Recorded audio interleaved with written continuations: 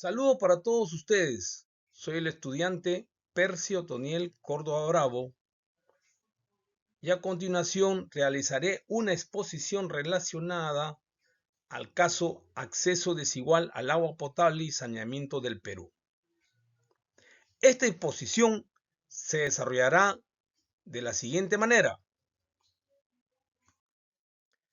Se desarrollará teniendo en consideración tres partes: una primera parte, la introducción; una segunda parte, el desarrollo; y la tercera parte, el cierre. La exposición tiene por objeto presentar a ustedes el caso acceso desigual de agua potable y saneamiento en el Perú, que viene a ser una condición básica e importante que nos asegura una vida digna, el desarrollo humano y una equidad social. Para tal efecto, desarrollaré el presente trabajo con la perspectiva de los tres enfoques: la teoría óptima de Pareto, el liberalismo de Nozick y la estrategia Maximin de Rawls. Veremos que estos tres enfoques o tres perspectivas atacan o visualizan la problemática de acceso al agua potable y saneamiento en el Perú de tres maneras diferentes, donde se puede destacar que tanto Pareto como Nozick no llenan las expectativas para buscar una mejor o una buena solución a esta problemática. Muy por el contrario, con la estrategia Maximin de Rawls, sí nos dan los elementos sólidos, éticos y justos para poder reorientar algunas políticas, algunos lineamientos en el afán de conseguir esa ansiada o ese ansiado acceso al agua potable. Por eso que finalmente en este trabajo presentaré propuestas políticas, propuestas jurídicas y propuestas económicas que de alguna u otra manera nos van a permitir sensibilizar y reorientar algunas políticas en el relacionado al presente caso. Ahora bien, presentaré el problema del presente caso. El acceso al agua potable es un derecho fundamental que recientemente, en el año 2010, la Organización de Naciones Unidas lo declaró como un derecho humano, un derecho fundamental. Pero en el Perú no hay esa equidad en ese acceso. ¿Debido a qué? Debido a la brecha que existe entre la zona rural y la zona urbana, entre los ciudadanos de las regiones costeras, andinas y amazónicas. Algunos ciudadanos disfrutan constantemente y continuamente de este derecho humano como es el acceso al agua. Otros, sin embargo, adquieren este elemento vital de fuentes contaminadas e inseguras como son las cisternas y a altos costos. Asimismo, esa desigualdad que existe atenta contra la vida digna, el desarrollo humano, en la educación, en la nutrición de la mayoría de los ciudadanos. Así tenemos que en la zona urbana existen 3,5 millones aproximadamente de personas que no tienen acceso al agua potable, que representa aproximadamente el 58% de la población en la zona urbana acá en el departamento de Lima. A continuación, en el análisis que se realice a este caso, bajo los tres enfoques que ya mencioné, vamos a ver que Pareto enfatiza en la maximización del sistema, en la maximización de la eficiencia en el sistema, a pesar de que existen las desigualdades ya mencionadas. Incluso Nozick justifica esa falta de acceso al agua, lo legitimiza afirmando que mientras se realicen transferencias y contrataciones justas, no hay problema. Sin embargo, Rawls dice que debemos reorientar las políticas para buscar un bienestar mejor a las poblaciones vulnerables. Vamos a ver todo lo que he indicado en el análisis correspondiente.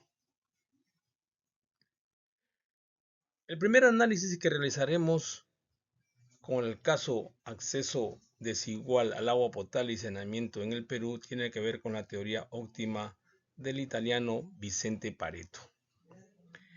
Él en sus postulados, en sus teorías, nos dice pues que existe eficiencia sin justicia, porque para él el valor técnico y económico tiene más valor que la parte moral de la justicia. No hace ningún discernimiento, ninguna discrecionalidad con respecto a la desigualdad, por lo tanto prioriza siempre la rentabilidad económica. En el caso del acceso al agua desigual, en el Perú se han desarrollado diferentes proyectos donde se invierte mayor dinero en ciudades urbanas, donde hay mayor población, mayores polos de desarrollo, que en aquellos sectores rurales. Eso es en la lógica de Pareto, es decir, que invierto más porque invierto más en las ciudades, en las zonas urbanas porque hay mayor rentabilidad social, y en la parte rural, los excluyentes, la responsabilidad social es muy baja. Por lo tanto, siempre prima el costo-beneficio como criterio. Sin embargo, ellos tienen sus detractores, como fue Sen, que dice que el bienestar no solamente tiene que ver con la eficiencia, sino también con la calidad de vida, es decir, con las capacidades reales. Por eso él sostiene que existen sociedades que pueden ser perfectamente eficientes y a la vez también pueden ser perfectamente injustas. Otro crítico es Rawls, que dice que Pareto no discreciona cuáles son las desigualdades que se aceptan y cuáles son las desigualdades que no se aceptan. Por lo tanto, en cualquier estructura social, inclusive extremas desigualdades, son aceptadas siempre y cuando exista la eficiencia o la rentabilidad económica. Con respecto al liberalismo de Nozick, él tiene en su obra Estado, Anarquía y Utopía unos pensamientos contrarios a Rawls. Los fundamentos de esa obra indican que el Estado debe proteger la propiedad, la vida, el mercado y contratos como mínimo. En lo que respecta al agua, no se sostiene que es un bien económico y por lo tanto el que tiene dinero accede a ese bien importante. Por lo tanto, el mercado es el que decide ese acceso al agua. Pero también tiene sus críticas. No si piensa que todos tenemos las condiciones o todos estamos en condiciones iguales sin tener en consideración que en nuestro país existen desigualdades por diferentes motivos, desigualdades históricas, desigualdades por el coloniaje, etc. Asimismo, la ONU en el año 2010 ha declarado como derecho fundamental e importante el agua y por lo tanto el mercado no garantiza la vida, no en lo relacionado al acceso a este líquido vital. Y por último, vamos a realizar el análisis de la estrategia Maximin de Rawls. Él, en su fundamento, está que debemos de priorizar al más débil y nos indica, nos enseña el tema del velo de ignorancia, que viene a ser una situación hipotética donde el que toma las decisiones no conoce exactamente el tema, no conoce exactamente la estructura social de los ciudadanos y por lo tanto emite reglas que no favorecen a los más débiles, sino a algunos intereses personales. Por lo tanto, es necesario también tener en cuenta la justicia distributiva cuando se realiza el verdadero análisis que se tiene que distribuir los bienes o algunas otras medidas que tienen que favorecer a los más necesitados. Ahora, bien, Rawls realiza la aplicación en el presente caso donde indica que se debe invertir más donde haya más pobreza, es decir, en las zonas excluidas, en las zonas rurales, llámese las zonas amazónicas, las zonas andinas. Y de la secta que se debe tener una menor eficiencia por justicia.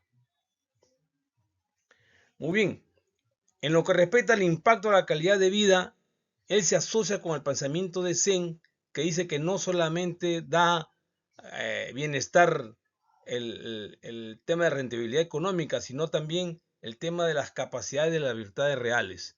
En ese caso es que se realiza ese impacto en la calidad de vida que va a permitir mejorar en lo que es la salud, educación, productividad y dignidad. A continuación desarrollaremos algunas conclusiones.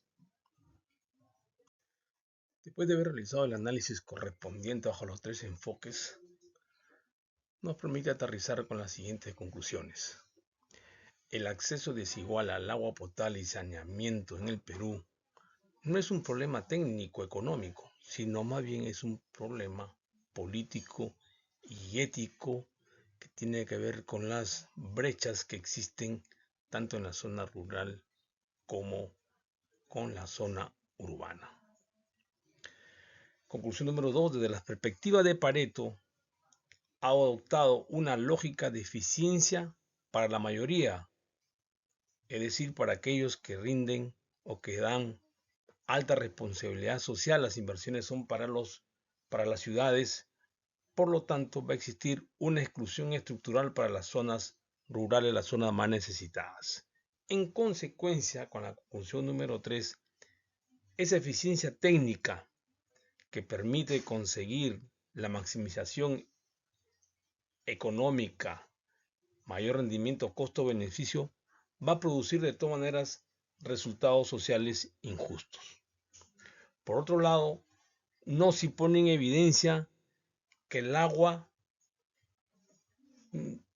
es un bien sujeto al mercado, el cual no puede ser, porque como se ha indicado anteriormente, la ONU ya lo declaró como un derecho humano fundamental e importante para una sociedad que inclusive permite mejorar la vida, la dignidad humana y el desarrollo humano.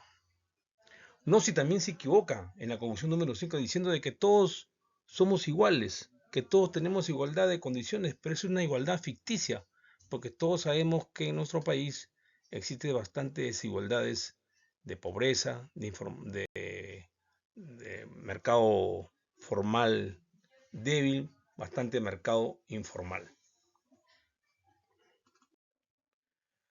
Rawls, con la estrategia de Maximum, trata de darle a los más pobres, a los más necesitados, lo que se necesitan, porque esta estrategia es eso, proyectar, potenciar a los ciudadanos más vulnerables. También en la conclusión número 7, existe un principio de diferencias del Rawls que permite minimizar o tratar de minimizar esa brecha que hay entre el Perú urbano y el Perú rural. En la conclusión número 8, se asocia el pensamiento de Sens en lo que es las capacidades. Nos indica pues que la falta de acceso al agua nos va a afectar a la calidad de vida de los ciudadanos. 9. La conclusión número 9, el agua es un bien no económico, sino es un derecho humano irrenunciable. Y por último, y finalmente, debemos de reorientar nuestra política pública hídrica con tres principios: justicia social, redistribución territorial. La propuesta de solución que a continuación detallaré tratará de reconvertir el mal pasado para llevarlo a situaciones de justicia social, de buen desempeño estatal, con eficiencia y equidad. El tema del agua, es decir, el acceso al agua potable y saneamiento en el Perú, no debe estar determinado por el mercado ni por eficiencia administrativa, sino por principios éticos, como son la justicia sustantiva y la dignidad humana. En ese orden de ideas es que propongo las siguientes propuestas de solución. En lo que es la parte de propuestas políticas, se debe tener un enfoque de justicia social en la política hídrica nacional. Acceso al agua como política de Estado, no como programa gubernamental, sino que trascienda todos los gobiernos que les toque estar administrando a los ciudadanos peruanos. Para eso tiene que estar técnicamente bien realizado. Se debe tener también como una propuesta política la descentralización del gasto público hídrico. Se debe de crear un sistema nacional prioritario territorial hídrico y debe haber una participación obligatoria en el planeamiento de los proyectos de inversión hídricos. En lo que respecta a las propuestas jurídicas, se debe constitucionalizar el acceso al agua y saneamiento. Debe realizarse una ley marco de derecho humano al agua. Se deben realizar o deben realizarse creaciones de acciones constitucionales específicas de tal manera de que existe tutela o tutelas para el tema del agua. Se debe prohibir la privatización absoluta del servicio de agua, por cuanto se deben implementar mecanismos necesarios para que todo el servicio de agua no pase a los privados. Debe existir o se debe exigir o debe haber una exigencia judicial del mínimo vital de agua que debe tener un ciudadano en cualquier región del país. Con respecto a las propuestas económicas, debemos de reorientar el criterio de inversión pública. Se debe crear un Fondo Nacional de Justicia Hídrica. Se deben realizar subsidios cruzados obligatorios donde el que tiene mayores posibilidades de acceso al agua pueda desembolsar alguna parte de su pecunio personal o pecunio de sociedad para que existan la accesibilidad a los sectores más vulnerables. Inversión diferenciada por desigualdad histórica. Hay zonas en el Perú que históricamente reciben muy poco dinero del Estado. Debe haber un control público de tarifas, debe publicarse, debe socializarse lo que son las tarifas públicas que se pagan por el agua. Y por último, en las propuestas económicas tenemos inversión en tecnologías rurales sostenibles. Lo que se aplica en el área urbana muchas veces no juega o no puede aplicarse en las áreas rurales. Por eso que es necesario una inversión en tecnologías rurales sostenibles. Y para terminar, permítame hacer dos pensamientos, dos reflexiones, que el agua no es un negocio y por lo contrario es un derecho humano. Muchas gracias.